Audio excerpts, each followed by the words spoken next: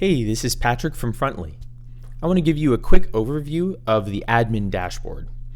So at the very start, you have the home page, which just shows a list of your apps, and you can go create a new app. If you click this button up here, you'll see you just have two important fields, the name of the app and then the subdomain. So the subdomain is essentially where your app will be hosted at the Frontly.ai URL. So it would be something like Patrick app, and then in the actual live version, it will end up being patrickapp.frontly.ai.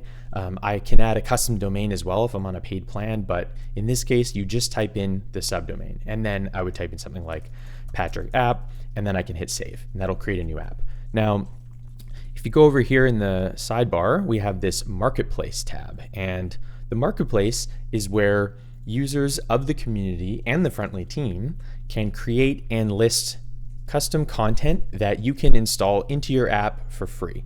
So these are all just sort of design examples, things to kind of get you started, get you inspired, and you can click on any one of these and you'll be able to click install and it will appear right in a new page in your app. So this is very useful, and if I click here, I'll go back to the Frontly dashboard. Now we can keep moving on.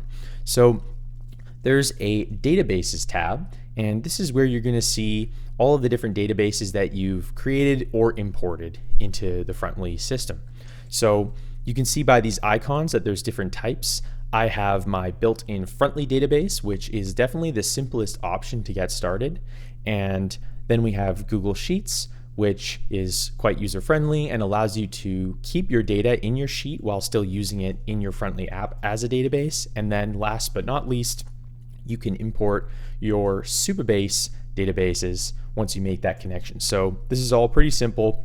You can manage your account connections here on this tab, and whenever you want to add a new database, you can just click here and you'll see you have the option to select one. Now, if you're doing the Frontly database, you can actually import a CSV file to populate that as well. And then for Google Sheets and Supabase, the data management is sort of up to you in your Google Sheet or your actual Supabase account. Now, if I keep moving down the list, we have pages. So in this case, I have tons of sample pages. You'll start off with no pages, or I guess one sample page. And at any point, you can hit new page, similar to the app creation. Just type in the name, the page URL will be sort of auto-generated here, but you can edit that as you go. And then your app will be made up of as many pages as you add. And there's no limit on pages, so you can go wild and try lots of different stuff. Now, moving down the list, we've got users. So I have my user management. These are users that have access to my app. You can see here that users will either be a user role, or if they're an admin or an owner, then they won't say user there. And you can easily just click here to add users. You've got the standard fields. You can give them their role here and enter a password. Okay, so if I head over to my settings, now I'm not going to go super deep into all of these because there are a lot of different settings for your app. We have our general settings where you can adjust things like your branding, your logo if you're on a paid plan, your app subdomain, and a few defaults like date formats and things like that. In the navigation section, this is also pretty important. You'll see that Frontly apps all have a built-in navigation. It's either a header navigation or sidebar. So I can actually toggle back and forth and you can see what that looks like. This is just a preview, but this will appear on either the left side of your page or on the top if it's a header.